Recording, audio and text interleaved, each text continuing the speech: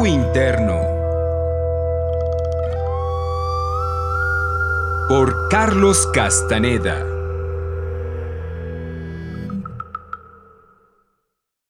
Hoy te presento el capítulo número 16, El molde del hombre.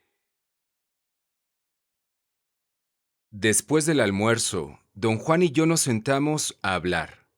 Comenzó sin preámbulo alguno. Anunció que habíamos llegado al final de su explicación.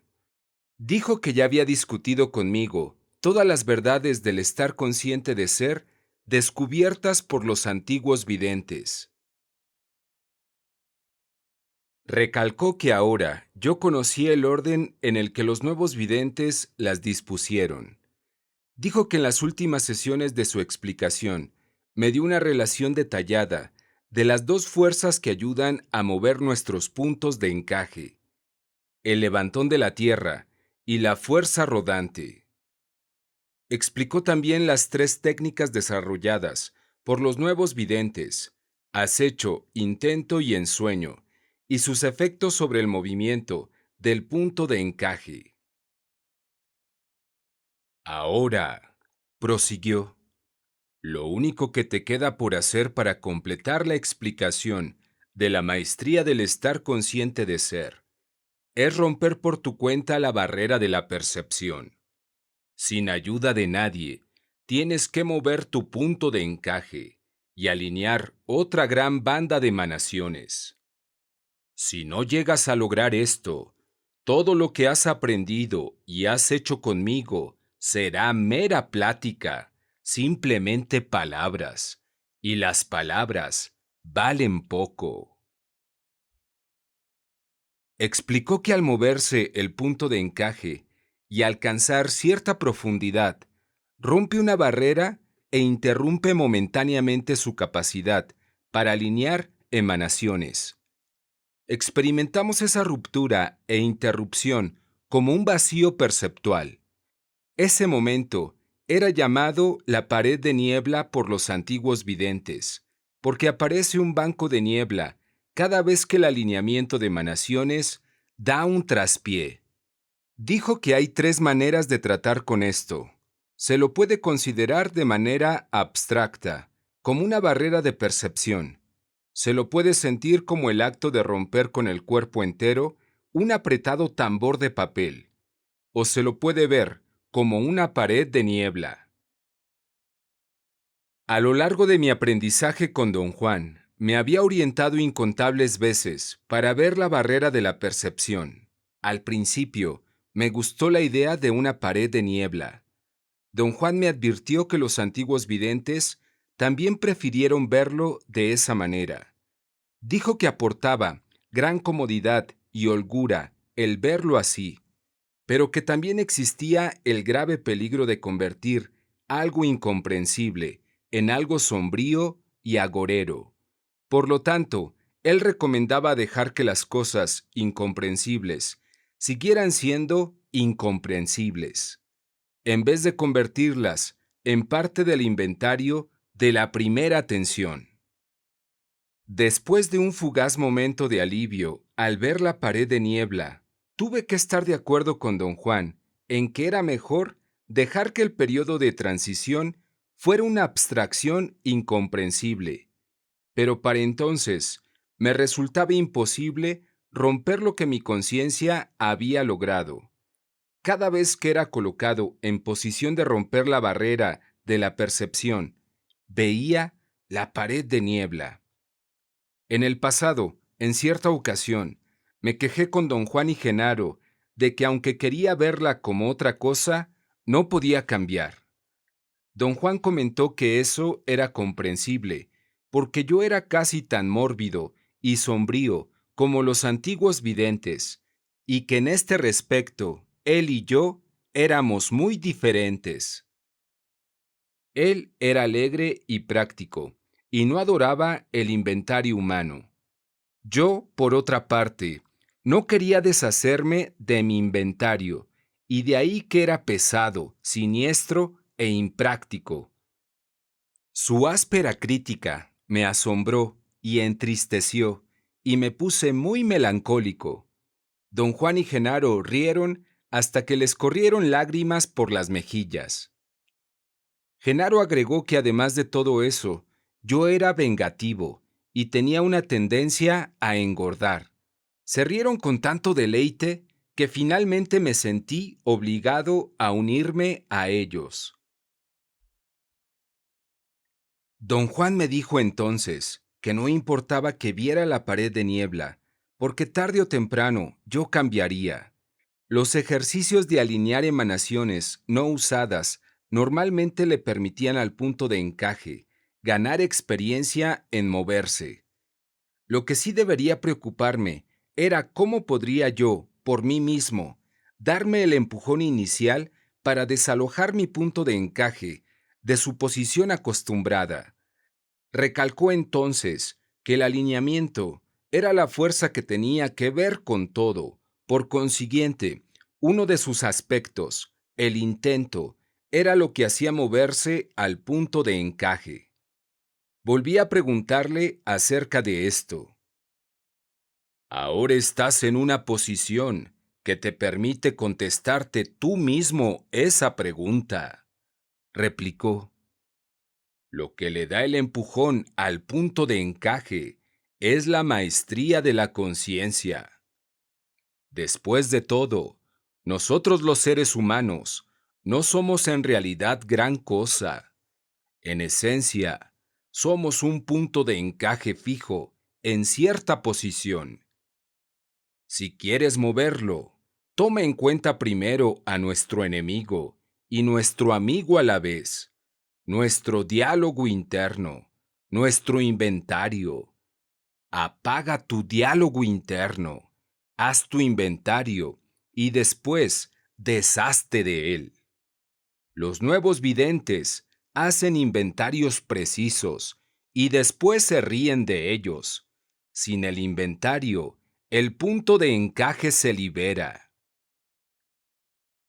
Don Juan me recordó que me había hablado largamente acerca de uno de los aspectos más sólidos de nuestro inventario, nuestra idea de Dios. Dijo que ese aspecto era como una goma muy pegajosa que ligaba al punto de encaje a su posición original. Si yo fuera a alinear otro mundo total con otra gran banda de emanaciones, tenía que dar un paso obligatorio para poder soltar todas las amarras de mi punto de encaje. Ese paso consiste en ver el molde del hombre, dijo. Hoy tienes que hacerlo, sin ayuda de nadie. ¿Qué es el molde del hombre?, pregunté. Te hice verlo muchas veces, contestó. Tú sabes de lo que estoy hablando. Me abstuve de decir que no tenía ni la menor idea de lo que hablaba. Si decía que yo había visto el molde del hombre, debía hacerlo, aunque no tenía la más vaga noción de cómo era. Él parecía saber lo que cruzaba en mi mente. Me sonrió benévolamente y movió la cabeza de un lado a otro como si yo no creyera lo que yo pensaba. El molde del hombre es un enorme racimo de emanaciones en la gran banda de la vida orgánica, dijo. Se le llama el molde del hombre porque ese es el racimo que llena el interior del capullo del hombre. El molde del hombre es la porción de las emanaciones del águila que los videntes pueden ver directamente sin peligro alguno para ellos. Hubo una larga pausa antes de que volviera a hablar. Romper la barrera de la percepción es la última tarea de la maestría de la conciencia, dijo. Para poder mover tu punto de encaje a esa posición por tu cuenta, tienes que reunir mucha energía. Haz un viaje de recuperación. Recuerda lo que has hecho. Traté de recordar lo que era el molde del hombre. Fallé. Sentí una atroz frustración que pronto se convirtió en enojo real. Estaba furioso conmigo mismo, con don Juan, con todos. Mi furia no impresionó a don Juan. Con un tono ecuánime, dijo que el enojo era una reacción natural ante la incapacidad del punto de encaje, de moverse al comando. Pasará mucho tiempo antes de que puedas aplicar el principio de que tu comando es el comando del águila, dijo. Esa es la esencia de la maestría del intento. Mientras tanto, da ahora mismo el comando de no impacientarte, ni siquiera en los peores momentos de duda. Transcurrirá un lento proceso antes de que ese comando sea escuchado y obedecido como si fuera un comando del águila. Dijo también que hay una inmensurable área de conciencia entre la posición habitual del punto de encaje y la posición en la que ya no existen dudas, que por cierto es el lugar en el que se presenta la barrera de la percepción. En esa área inmensurable, los guerreros caen presa de todas las fechorías concebibles. Me advirtió que tenía que estar alerta y no perder la confianza en vista de mis acciones, porque, de manera inevitable, me vería acosado en algún momento por un tenaz sentido de culpa y derrota. Los nuevos videntes recomiendan un acto muy sencillo. Cuando la impaciencia, o la desesperación, o el enojo, o la tristeza cruza su camino, prosiguió. Recomiendan que los guerreros giren sus ojos, no importa en qué dirección. Yo prefiero girar los míos en el sentido de las manecillas del reloj. El movimiento de los ojos hace moverse o detenerse momentáneamente al punto de encaje. En ese movimiento encontrarás alivio. Esto se hace en sustitución de la verdadera maestría del intento. Ya te la he enseñado. Algún día habrás de recordarlo todo, me aseguró. Una cosa desencadenará la otra. Una palabra clave y todo saldrá de ti, como si hubieras cedido la puerta de un armario lleno a reventar.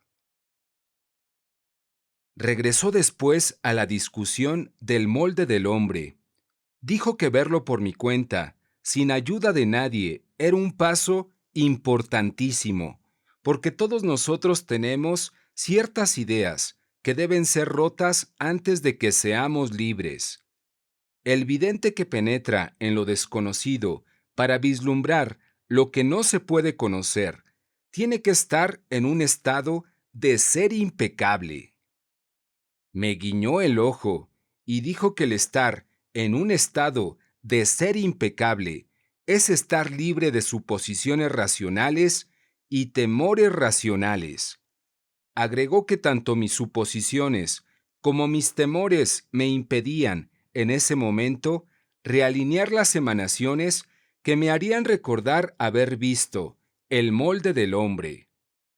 Me sugirió que girara mis ojos y me repitió una y otra vez que era verdaderamente importante recordarlo todo antes de verlo de nuevo.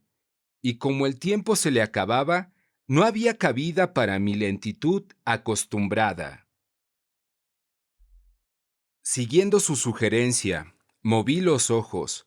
Casi de inmediato, olvidé mi incomodidad y de repente recordé que había visto el molde del hombre.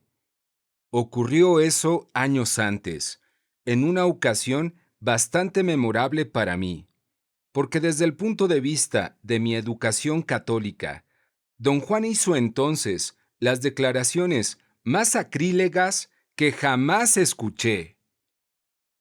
Hola, si te gusta el contenido de este canal, te invito a que dejes tu like, te suscribas, compartas o nos dejes un comentario. Muchas gracias. Todo empezó como una conversación amigable mientras subíamos las faldas de unas montañas en el borde del desierto sonorense. Don Juan me explicaba lo que me hacía con sus enseñanzas. Nos detuvimos a descansar y nos sentamos en unas rocas redondas. Siguió explicándome su procedimiento de enseñanza y esto me animó a intentar, por centésima vez, hablarle de mis problemas. Resultaba evidente que ya no quería oír hablar de ello. Me hizo cambiar de niveles de conciencia y me dijo que si yo viera el molde del hombre, quizás entendería todo lo que él estaba haciendo conmigo, y así nos ahorraríamos ambos años de labores. Me dio una explicación detallada de lo que era el molde del hombre. No habló de él en términos de las emanaciones del águila, sino en términos de un patrón de energía que sirve para imprimir las cualidades del humano sobre una burbuja amorfa de materia biológica. Por lo menos así lo entendí yo, especialmente después de que me lo explicó aún más a fondo, usando una analogía mecánica. Dijo que era como un gigantesco molde, un cuño que procede seres humanos, uno por uno, interminablemente, como si llegaran a él sobre una banda continua de producción en masa. Hizo una vívida mímica del proceso al unir con una gran fuerza las palmas de sus manos, como si el cuño moldeara a un ser humano cada vez que eran unidas con sus dos mitades. Dijo también que cada especie tiene su propio molde y cada individuo de cada especie moldeado por el proceso muestra características particulares de su propia especie. Después empezó una elucidación extremadamente inquietante acerca del molde del hombre. Dijo que tanto los antiguos videntes como los místicos de nuestro mundo tienen una cosa en común. Han podido ver el molde del hombre, pero no entienden lo que es. A lo largo de los siglos, los místicos nos han legado conmovedores relatos de sus experiencias, pero, por muy hermosos que sean, estos relatos se ven estropeados por el craso y desesperante error de pensar que el molde del hombre es un omnipotente y omnisciente creador. Los antiguos videntes estaban igualmente errados al creer que el molde del hombre era un espíritu amistoso, un protector. Me aseguró que los nuevos videntes eran los únicos que tenían la sobriedad para ver el molde del hombre y para entender lo que es. Lo que han llegado a entender es que el molde del hombre no es un creador, sino el molde de todos los atributos humanos que podamos concebir, y de algunos que ni siquiera podemos concebir. El molde es nuestro Dios, porque nos acuñó como lo que somos, y no porque nos ha creado de la nada, haciéndonos en su imagen y semejanza. Don Juan dijo que, en su opinión, el caer de rodillas en presencia del molde del hombre exuda arrogancia y autocentrismo humano. Conforme escuchaba la explicación de don Juan, me preocupé terriblemente. Aunque jamás me consideré un católico practicante, me escandalizaron sus blasfemas implicaciones. Lo estuve escuchando con atención y cortesía, pero ansiaba una pausa en su andada de sacrilegios para poder cambiar de tema. Pero sin tregua, siguió recalcando su punto de vista.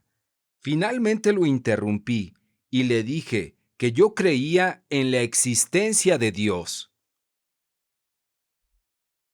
Repuso que mi creencia estaba basada en la fe y que como tal, era una convicción de segunda mano que no significaba nada.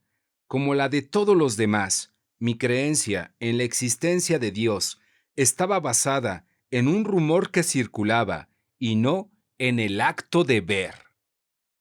Me aseguró que aunque yo fuera capaz de ver, era seguro que cometería el mismo error de todos los místicos. Cualquiera que vea el molde del hombre supone automáticamente que es Dios. Dijo que la experiencia mística era un ver fortuito, algo que sucedía una sola vez en la vida, y que no tenía significado alguno, porque era el resultado de un movimiento al azar del punto de encaje. Aseveró que los nuevos videntes eran realmente los únicos que podían emitir un juicio justo sobre este asunto, porque ellos eliminaron el ver fortuito y eran capaces de ver el molde del hombre cuantas veces quisieran. Por lo tanto, vieron que lo que llamamos Dios es un prototipo estático de lo humano, sin poder alguno.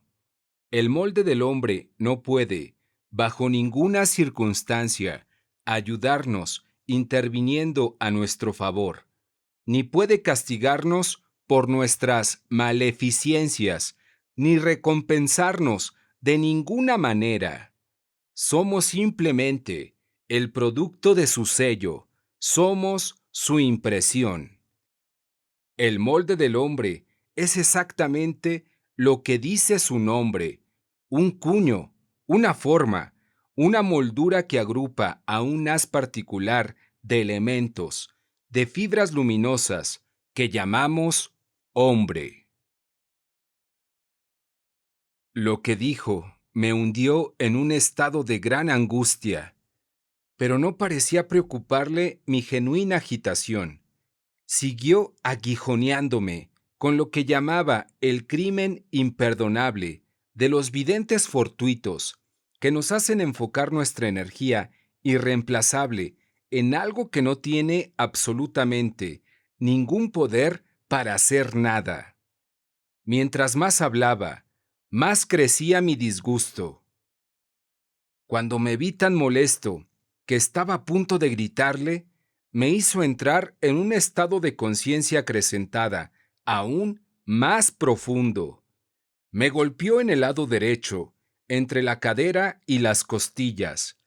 Ese golpe me hizo remontarme hasta una luz radiante, el corazón de una diáfana fuente de la más pacífica y exquisita beatitud. Esa luz era un refugio, un oasis en la negrura que me rodeaba.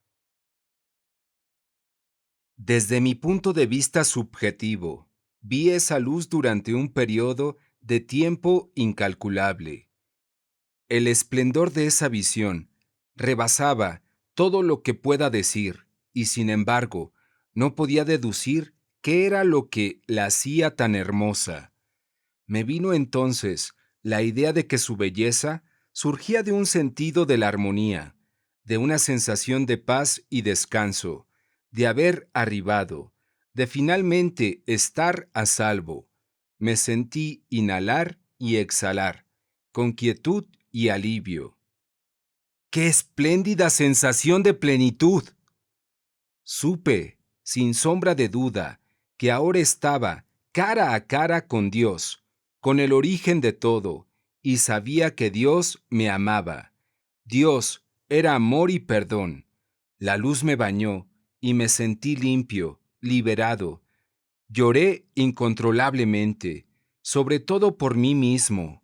La visión de esa luz resplandeciente me hizo sentirme indigno, despreciable. De pronto, escuché la voz de don Juan en mi oído.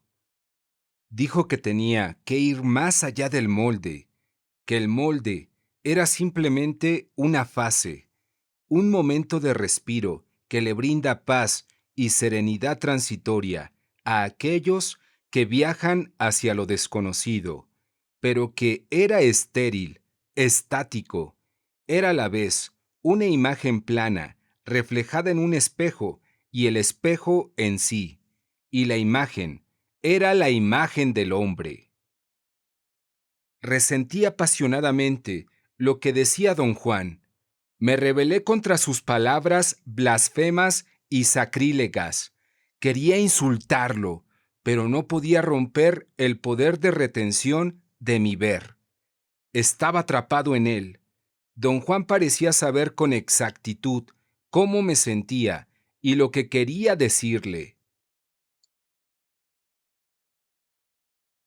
No puedes insultar al nagual, dijo en mi oído. Es el nagual quien te permite ver. La técnica es del nagual. El poder es del nagual. El nagual es el guía. Fue en ese momento en el que me di cuenta de algo acerca de la voz en mi oído.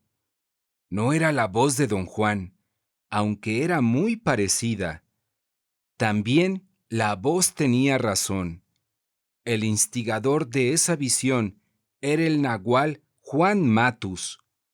Eran su técnica y su poder los que me hacían ver a Dios. Dijo que no era Dios, sino el molde del hombre. Yo sabía que tenía razón. Sin embargo, no podía admitirlo, no por irritación o necedad, sino simplemente por la absoluta lealtad y el amor que yo sentía por la divinidad que estaba frente a mí.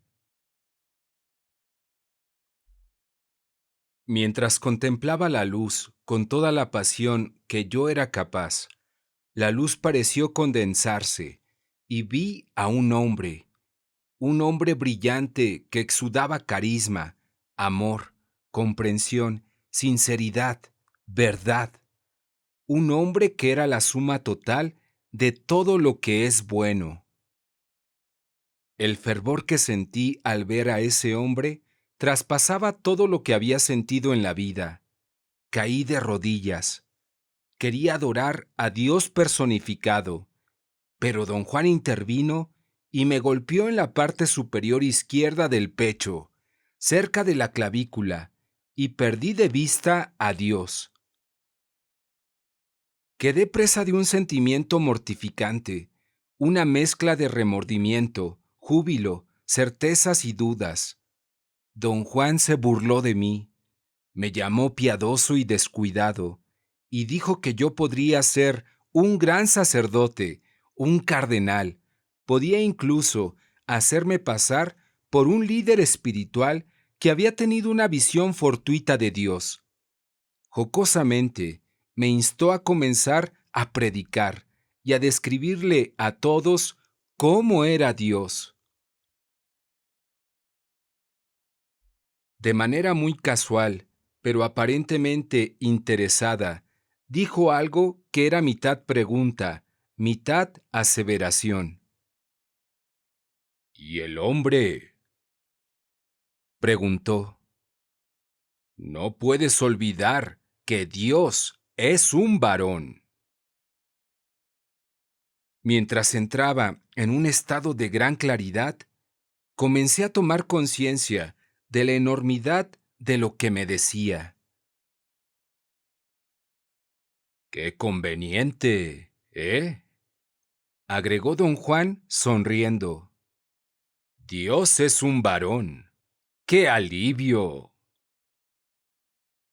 Después de relatarle a don Juan lo que recordaba, le pregunté acerca de algo que acababa de parecerme terriblemente extraño. Obviamente, para poder ver el molde del hombre, mi punto de encaje se había movido. El recuerdo de los sentimientos y entendimientos que me sucedieron entonces era tan vívido que me dio una sensación de absoluta futilidad. Sentía ahora todo lo que había hecho y sentido en aquel entonces. Le pregunté cómo era posible que, habiendo tenido una comprensión tan clara, la hubiera olvidado de manera tan completa. Era como si nada de lo que me ocurrió en aquella ocasión importara, puesto que siempre tenía que partir del punto número uno, a pesar de lo que hubiera podido avanzar en el pasado. Esa es solo una impresión emocional, dijo. Una equivocación total. Lo que hayas hecho hace años está sólidamente contenido en algunas emanaciones sin usar. Por ejemplo, ese día en que te hice ver el molde del hombre, yo mismo tuve una verdadera equivocación. Pensé que si lo veías, podrías entenderlo. Fue un auténtico malentendido por mi parte. Don Juan explicó que siempre creyó que su mentalidad era lenta. Sabía que le costaba aprender, pero nunca tuvo realmente la oportunidad de poner a prueba su creencia, porque nunca tuvo un punto de referencia fuera de sí mismo. Cuando aparecí yo y se convirtió en maestro, algo totalmente nuevo para él, se dio cuenta de que, a lo mejor, no era tan lento como creía. También llegó a entender que no hay manera de acelerar la comprensión y que desalojar el punto de encaje no es suficiente para comprender. Como el punto de encaje se mueve normalmente durante los sueños, a veces a posiciones extraordinariamente distantes, siempre que experimentamos un cambio inducido, todos somos expertos en compensarlo de inmediato.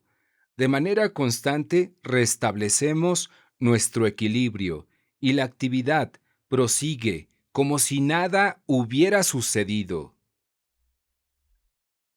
Comentó que el valor de las conclusiones de los nuevos videntes no se vuelve evidente hasta que uno trata de mover el punto de encaje de otra persona. Los nuevos videntes dijeron que, en este respecto, lo que cuenta es el esfuerzo para fortalecer la estabilidad del punto de encaje en su nueva posición. Consideraban que este era el único procedimiento de enseñanza que valía la pena discutir, y sabían que es un largo proceso que tiene que llevarse a cabo poco a poco, a paso de tortuga. Don Juan me aclaró que de acuerdo a una recomendación de los nuevos videntes, había usado plantas de poder al principio de mi aprendizaje, a través de su experiencia y de su ver.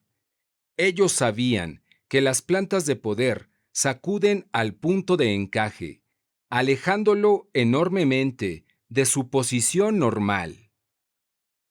En principio, el efecto de las plantas de poder sobre el punto de encaje es parecido al efecto que producen los sueños. Los sueños lo mueven mínimamente, pero las plantas de poder logran moverlo en una escala gigantesca. Un maestro usa los efectos desorientados de tal movimiento para reforzar la noción de que la percepción del mundo jamás es final. Recordé entonces que había visto el molde del hombre en otras 5 ocasiones, de una manera muy parecida a la primera. Después de cada una de ellas, me sentí menos apasionado con Dios. Sin embargo, nunca pude sobreponerme al hecho de que siempre veía a Dios como un varón. Al final, la sexta vez que lo vi, dejó de ser Dios para mí y se convirtió en el molde del hombre, no debido a lo que dijera don Juan, sino porque la posición de un Dios varón se volvió insostenible. Pude entender entonces las primeras aseveraciones de don Juan. No fueron para nada blasfemas o sacrílegas, porque no las hizo desde el contexto del mundo cotidiano. Tenía razón en decir que los nuevos videntes se encontraban en ventaja por ser capaces de ver el molde del hombre cuantas veces quisieran. Pero la verdadera ventaja era que tenían la sobriedad para poder examinar lo que veían. Le pregunté por qué veía yo el molde del hombre como un varón.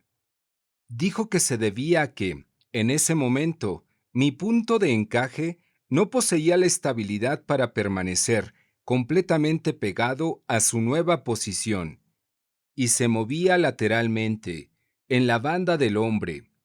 Era el mismo caso que ver la barrera de la percepción como una pared de niebla. Lo que hacía moverse lateralmente al punto de encaje era un deseo casi inevitable o una necesidad de presentar lo incomprensible en términos que nos resulten familiares.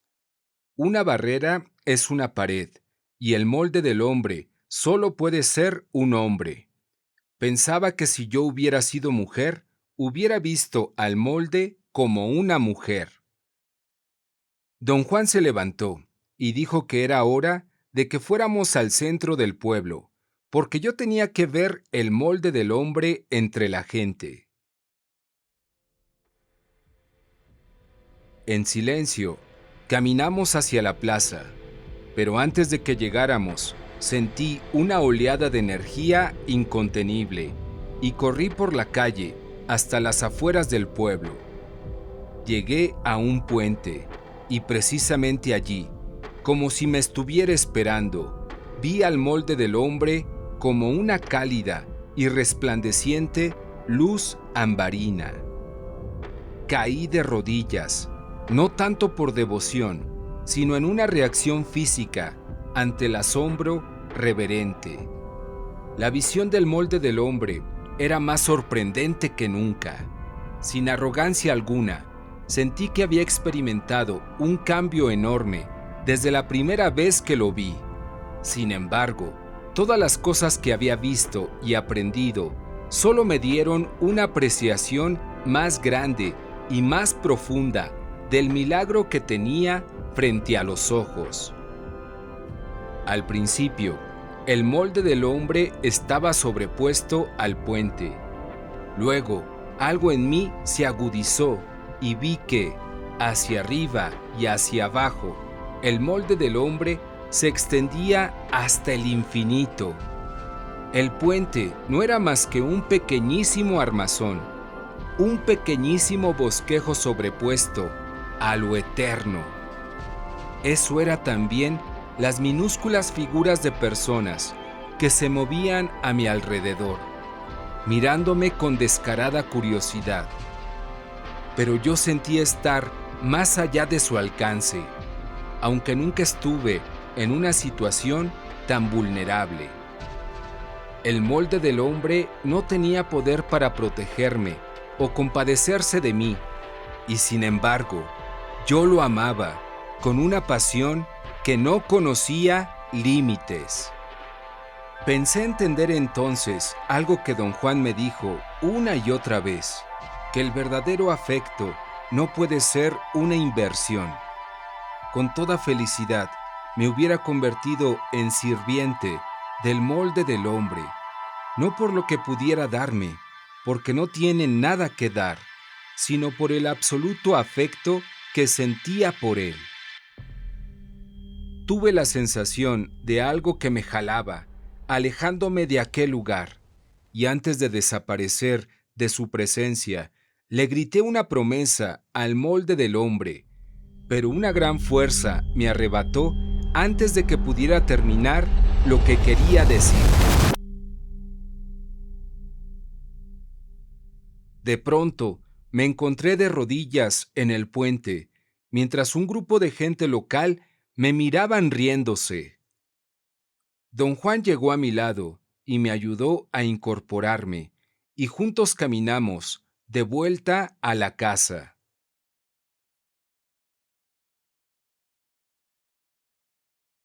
Hay dos maneras de ver el molde del hombre, comenzó don Juan en cuanto nos sentamos.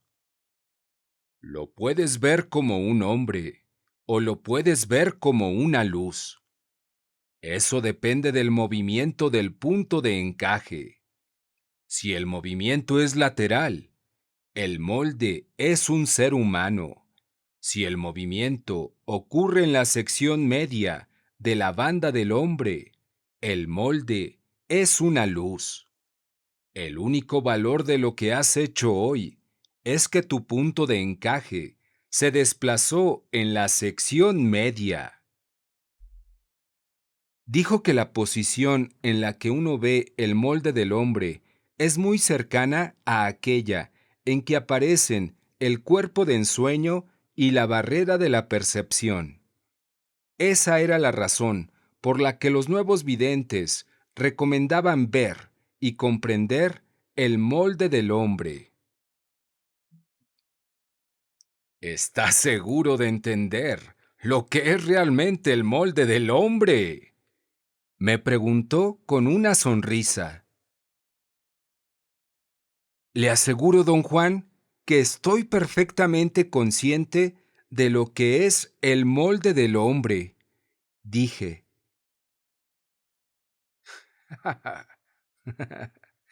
Cuando llegué al puente, te oí gritarle insensateces al molde del hombre, dijo con una sonrisa en extremo maliciosa. Le dije que me sentí como un sirviente inservible, que adoraba a un amo inservible, y sin embargo, un afecto absoluto me llevó a jurar amor eterno. Todo le pareció chistoso y se rió hasta que empezó a ahogarse. La promesa de un sirviente inservible a un amo inservible es inservible.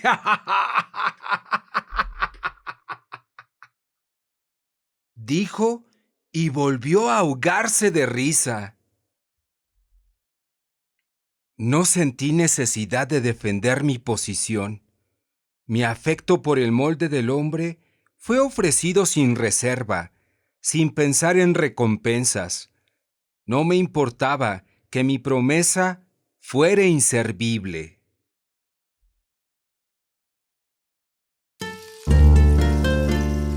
Muchas gracias por tu visita. No te pierdas el próximo capítulo, El viaje del cuerpo de ensueño.